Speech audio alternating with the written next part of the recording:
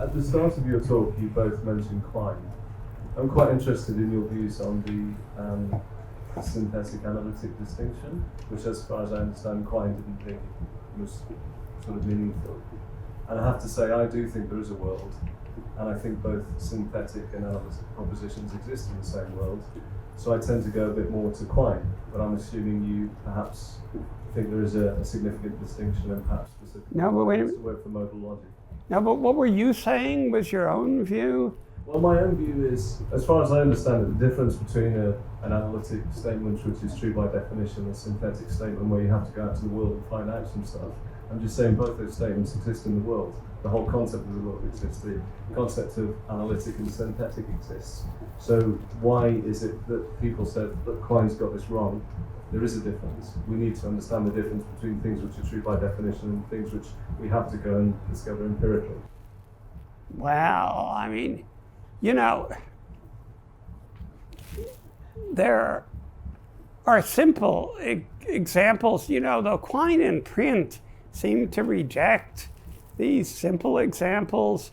At least when I had a seminar with him my last year as an undergraduate, he said, oh yeah, some of these statements, that every vixen is a fox or whatever, right? Or no bachelors are married are analytic, and there's little question about it.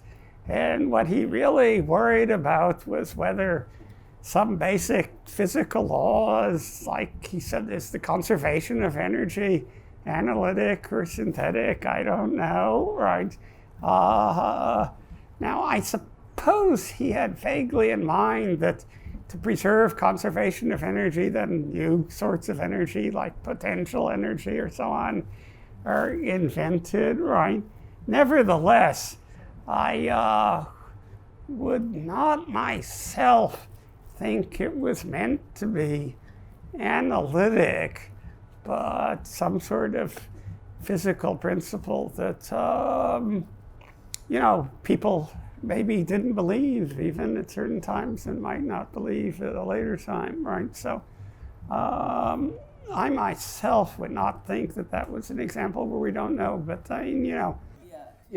So my view is that Quine's conclusion was right, but his arguments for it weren't much good. And I think that, these truths by definition, they're supposed to be ones where, as it were, roughly speaking, if you're just competent in the language, then you're bound to agree to it. And I just don't think that there are any cases of that. So, something that probably people would regard as an analytic truth, if they go in for that distinction, we would be something like everything is self-identical, because it seems, so just as you might think, oh, that's just true by the meaning of identity or something like that. But I've come across philosophers who deny that is self-identical. They somehow, I think they're very confused, but these are philosophers talking in their native language who say, oh, well, when things are changing, they're not self-identical or something. And I think it would be kind of missing the point if you told, that these philosophers that they had to go back to school to learn their own language. They, by any normal standard, they do understand the words and the grammar of the things that they're saying. They're just, I think they're actually making some logical errors. But that, if even something as trivial sounding as that can be denied by people who do actually understand what they're saying, I don't really think there's room for anything which is somehow just, as it were, true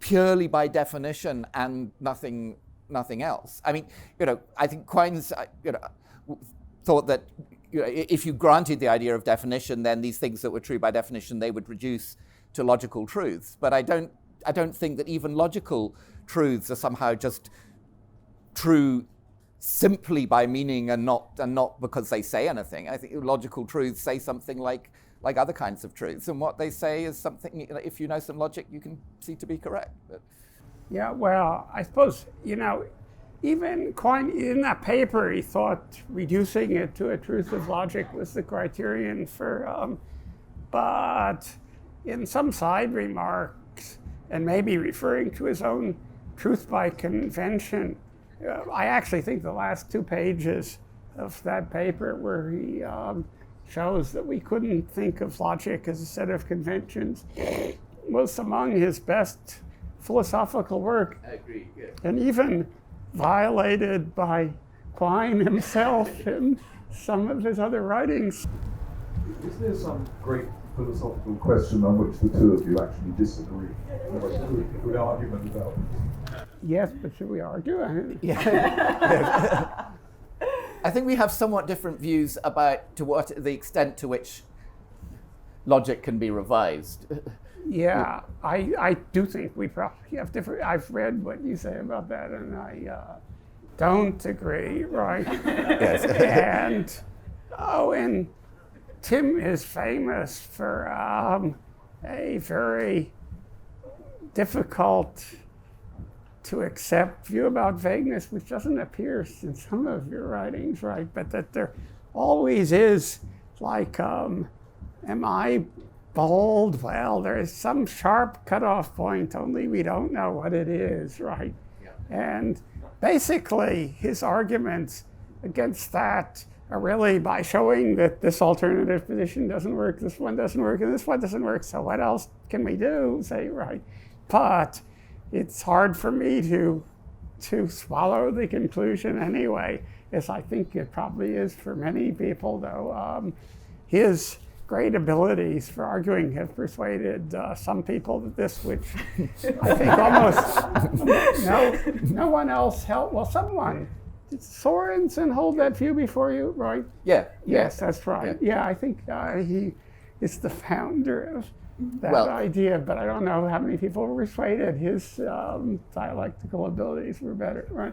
I think that it might have been the ancient Stoics who were the founders of that view. Stoics.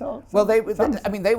Chrysippus maybe. I mean, it's of course so little of his work survives that it's hard to say. But I mean, he was fanatical about holding on to the principle of bivalence, that every proposition is either true or false, and he definitely applied that to the paradoxes of vagueness.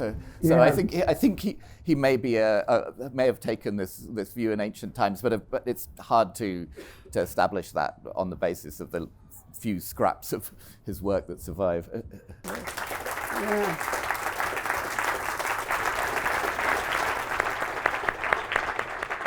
For more debates, talks, and interviews, subscribe today to the Institute of Art and Ideas at IAI TV.